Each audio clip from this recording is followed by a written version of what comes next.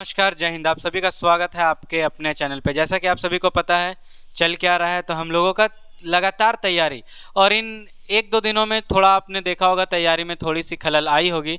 कोई बात नहीं, हम लोग सब चीज़ को कवर कर लेंगे। बस आप लोगों को करना क्या है, लाइक शेयर एंड सब्सक्राइब साथ बनाए रखना है। हम लोग जो है हर एक मुश्किल को, हर एक बेड़ियों को जो है वो पार करते चले जाएंगे। पिछला जो टॉपिक था आप सभी को पता होगा हम लोग क्या पढ़ रहे थे। तो हम लोग धातु, जिसको कि मेटल कहते हैं, फिर उसके बाद मिनरल्स जो कि खनिज हो गया, और अयस्क जो कि ओर्स हो गया। तो पिछला टॉपिक हमारा जो चल रहा था वो क्या था, तो धातु, खनिज एवं अयस्क, मतलब मेटल, मिनरल्स एंड ओर्स। और उसमें हमने एक वीडियो पे बहुत सारे ओर्स के नाम बताए थे और बोले भी थे कि एग्जाम्स में ये पूछा जाता है। उसमें कुछ बचे हुए ओर्स के नाम है जो हम लोग देखेंगे, और फिर सीधा आज क्वेश्चन की प्रैक्टिस करेंगे कि क्वेश्चंस एग्जाम में किस तरह के आते हैं। तो बने रहिए वीडियो में और देखते जाइए, यहाँ से कुछ ना कुछ सीख कर ही जाएंगे। जब हम लोग बात करते हैं सिल्वर धातु की, सिल्वर धातु जिसका कि सिंबल Ag है, अगर इसका हम लोग नेटिव, क्योंकि ये जनरली नेटिव मतलब ये अकेले ही पाया जाता है, किसी के साथ मिक्स बहुत कम होता है, तो ये नेटिव स्टेट में पाया गया तो उसको Ag ही बोलेंगे। Ag मतलब सिल्वर, गलत नहीं सोचना है। फिर है अर्जेंटाइट। अर्जेंटाइट का बात करेंगे जिसको कि हम लोग ग्लैंस, सिल्वर ग्लैंस भी बोलते हैं। जब भी देखिएगा नॉर्मल अगर सल्फाइड के साथ कोई आ जाए तो उसका नाम हो जाता है ग्लैंस। तो यहाँ पे Ag2S सिल्वर ग्लैंस का काम करेगा। और यहाँ से एक बेहतरीन क्वेश्चन जो एग्जाम में बनता है, आप लोगों से पूछा जाता है, वो क्या है, तो वो है कि अगर आपसे क्वेश्चन पूछ दिया गया, क्या पूछ दिया गया कि जो सिल्वर के बर्तन होते हैं या फिर बोलिए कि सिल्वर आइटम्स कुछ भी होते हैं वो धीरे धीरे काले पड़ जाते हैं। क्यों काले पड़ जाते हैं? क्योंकि उसके ऊपर सिल्वर सल्फाइड का लेयर आ जाता है जो कि एटमॉस्फेयर में प्रेजेंट सल्फर के साथ, एटमॉस्फेयर में प्रेजेंट सल्फर के साथ रिएक्ट करके होता है। तो ये वाला लॉजिक था। एक है जो पूछा जाए केराजीराइट। केराजीराइट मतलब AgCl, इसको हॉर्न सिल्वर भी कहते हैं। उसी तरह आप जिंक का देख लीजिए, जो भी अयस्क है और है, तो क्या है, एक नाम है इसका जिंक ब्लेंड, या फिर इसी को बोलते हैं एस्फेलेराइट। लेकिन एस्फेलेराइट जो है वो पूछा नहीं जाएगा। जिंक ब्लेंड जो है ये पूछा जाता है, क्योंकि 10वीं की जब आप NCERT खोलिएगा तो जिंक ब्लेंड का जिक्र है। और आपको पता होगा कंपटीशन यानी कि NCERT, तो NCERT में जो जिक्र है वो हम लोगों से पूछा जाता है। ZNS, इसको एक और नाम ब्लैक जैक भी बोलते हैं। फिर यहाँ पे देखिएगा तो एक काला माइन, नाम भी इसका खतरनाक है, काला माइन, केला माइन, कुछ इस तरह से कहते हैं। तो ये जो है इंपॉर्टेंट है क्योंकि ये पूछा जाता है। और ये क्या होता है, तो जिंक कार्बोनेट ZnCO3 और जिंकसाइट। जिंकसाइट यहाँ पे देखिए जिंकाइट लिखा हुआ है, अगर हिंदी इसका पढ़ें, नहीं तो जिंकसाइट ऐसे पढ़ते पढ़ते आ जाता है। जिंकाइट भी बोलते हैं, सी को कहीं कहीं का प्रोनाउंसिएशन। तो ये यहाँ पे क्या है, तो रेड जिंक, रेड जिंक यानी कि ZnO, ये वाला हमारा इंपॉर्टेंट है। मर्क्यूरी का खासा इंपॉर्टेंट है क्योंकि ये एक लौता है और ये पूछा गया है कंपटीशन के एक बार दो बार एग्जाम्स में भी देखा गया है। सीनाबार, सीनाबार इसका नाम है, नाम भी खतरनाक, और फॉर्मूला तो सीनाबार का HgS।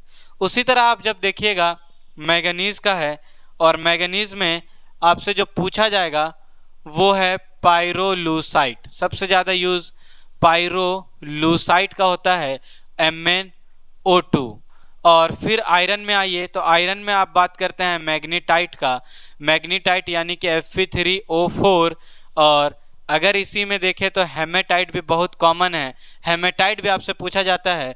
और दोनों में अंतर देखिएगा तो कुछ नहीं, एक नंबर का, यहाँ 3 से 2 हो गया, यहाँ पे 4 से 3 हो गया। मतलब हेमेटाइट बोलेंगे तो हल्के हल्के, हल्के हल्के मतलब 2-3 Fe2O3। और अगर मैग्नेटाइट का बोलेंगे तो भारी, थोड़ा मैग्नेट चुंबक भारी वाला बात, तो Fe3O4। इसका नाम बहुत इंपॉर्टेंट है, याद रखिएगा। मैग्नेटिक ऑक्साइड यहाँ लिख दिया है, लेकिन इसका नाम जो है हम लोग को याद रखना है, आयरन टेट्रा ऑक्साइड भी बोलते हैं इसको, टेट्रा ऑक्साइड बहुत बार पूछा जाता है। और ये बनता कैसे है, तो जब हम लोग रेड हॉट आयरन को पानी के साथ, वो भी भाप वाला पानी के साथ रिएक्शन करवा देंगे तो यही मिलता है। तो ये वाला प्रश्न हम लोगों से पूछा गया है बहुत बारी। फिर है सेडेराइट, सेडेराइट में FeCO3 याद रखिएगा। और लास्ट जो कि NCERT में है, आयरन पाइराइट्स, और एनसीईआरटी यानी कि अपना क्वेश्चन बनता तो FeS2 इसका हो जाएगा। अब सीधा ये प्रश्न, यहाँ से प्रश्न किस तरीके के आते हैं, तो आज कुछ प्रश्नों को देखेंगे, फिर हम लोग नेक्स्ट डे वीडियो में इसके प्रश्न फिर से देखेंगे। तो पहला प्रश्न जो हमारा है वो क्या है, निम्नलिखित में से कौन सी इलेक्ट्रॉनिक समरूपन धातु तत्वों के लिए होती है। समरूपन मतलब क्या हो गया, मतलब एक जैसे धातु के लिए। तो जब एक जैसे धातु की बात करेंगे तो देखिए, पहले आपको पता होगा इलेक्ट्रॉनिक समरूपन जो कर रहे हैं हम लोग, तो वो धातु तत्वों के लिए जब करेंगे तो आपको एक बात खासा ध्यान देना, पहले ये नंबर्स जो है वो इलेक्ट्रॉन को दिखाते हैं। तो जब ये नंबर्स को जोड़ेंगे तो हम लोगों को मिलेगा एटॉमिक नंबर, परमाणु संख्या, परमाणु संख्या मिलेगा। तो परमाणु संख्या इसका हो गया 10, इसका देखिएगा तो 2 8 10, 10 और 7 17, इसका देखिएगा तो 2 8 10, 10 और 10 20, इसका हो गया 20, और इसका जब देखिएगा तो 2 8 8, मतलब कि कितना है, ये है 18। तो इन सभी चारों को जब हम लोग देखते हैं, चारों ऑप्शंस में हमारा खास बात क्या है, तो खास बात ये 10 नंबर है, मतलब ये इनर्ट को दिखा रहा है, इनर्ट गैस को। ये 18 नंबर है, ये भी इनर्ट को दिखाएगा। ये जब देखेंगे तो ये 17 नंबर है, ये हमारा किस चीज को दिखाएगा, तो ये दिखाएगा हमारा अधातु को, अधातु। और ये जो है ये धातु को दिखा रहा है, इसका 20 नंबर है। नाम भी आप सभी को, बहुत लोगों को पता होगा। तो इसमें जो हमारा सबसे अलग बोल रहे हैं, बोल रहा है निम्नलिखित में से कौन से इलेक्ट्रॉनिक समरूप धातु तत्वों के लिए, और क्वेश्चन कुछ ऐसा है कि समरूप धातु मतलब धातु के लिए है। तो हमने यहाँ तो लिख ही दिया, ये इनर्ट है, ये इनर्ट है, ये धातु है, और ये जो है धातु है। तो ऑप्शन डी जो है यहाँ पे सही हो जाएगा, ये धातु तत्वों के लिए। ये तो मैंने इतना करके दिखाया, इसका शॉर्टकट सा ट्रिक मैं बताता हूँ। इसका शॉर्टकट सा ट्रिक क्या है, जब आखिरी में 1 हो, 2 हो और 3 हो, ये तीनों नंबर दिखेगा तो हम लोग बोल देंगे सीधा कि वो धातु है। जिसमें से 1-2 एक्सेप्शन होता है, आपको याद रखना है। जैसे एक्सेप्शन में बात करेंगे तो बोरोन का, तो ये 1-2 याद रखेंगे। और अगर किसी के आखिरी में 5, 6 और 7 दिख जाए तो सीधा बोल दीजिए कि ये जो है ये अधातु है। आंख बंद करके आप अधातु को इसमें टिक कर सकते हैं। तो ये सीधा डायरेक्ट ट्रिक है हम लोगों को। उसके बाद आते हैं अगले प्रश्न की ओर। सबसे अधिक क्रियाशील धातु कौन सी है। अगर हम लोग क्रियाशील धातु की बात करें तो सबसे ज्यादा रिएक्टिव, और इसके लिए याद करना होगा आपको वही रिएक्टिविटी सीरीज जो इसके पहले वाले वीडियो में मैंने करवाया है। जैसे ही उसको याद करेंगे तो वो स्टार्ट ही होता है के, मतलब पोटेशियम से। Potassium, sodium, calcium, magnesium, aluminium, zinc, iron, ऐसे करके सोन चला जाता है। तो वो आपको सीरीज याद करना होगा। जब नाम पढ़िएगा सोडियम, कैल्शियम, आयरन, पोटेशियम, जब पोटेशियम दे ही दिया तो ज़्यादा सीक्वेंस मिलाना नहीं है क्योंकि शुरुआती वहाँ से करते हैं। तो इसका पोटेशियम ऑप्शन डी सही हो जाएगा। देखिए ये 2 बार नहीं, 56 to 59, मतलब आप समझ लीजिए लगभग 3 बार एग्जाम्स में आया हुआ है लगातार। तो कितना इंपॉर्टेंट क्वेश्चन है आप अब खुद अंदाजा लगा सकते हैं। मुझे बोलने की आवश्यकता इस बात में नहीं लगती है। अगला क्वेश्चन देखिए, तीसरा नंबर प्रश्न जो कि आपको बोर्ड के इस तरफ दिख रहा है। निम्नलिखित धातु युग्मों में से किस एक में क्रमशः सबसे हल्की धातु तथा सबसे भारी धातु है। एक जो है वो सबसे हल्का होगा और एक जो है वो सबसे भारी होगा।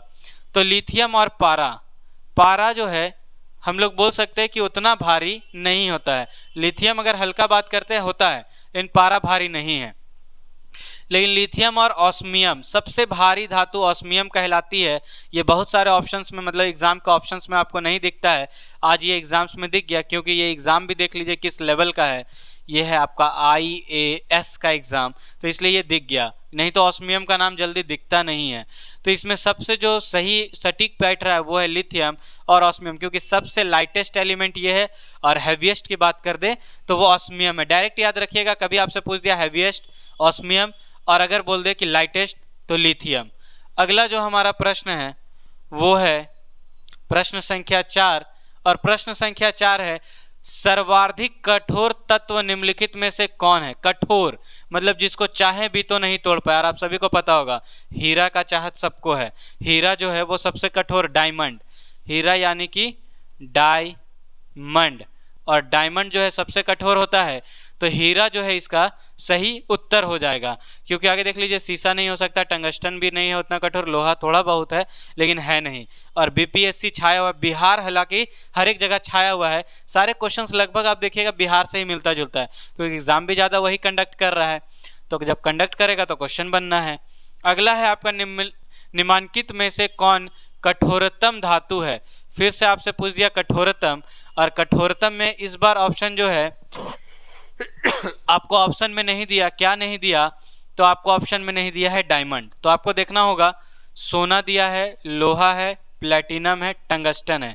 जब हम लोग उस चीज को निकाल देते हैं तो उसके बाद जो कठोर धातु मिलेगा वो आपका टंगस्टन हो जाएगा। इसका एक्सप्लेनेशन भी देखते चलिए।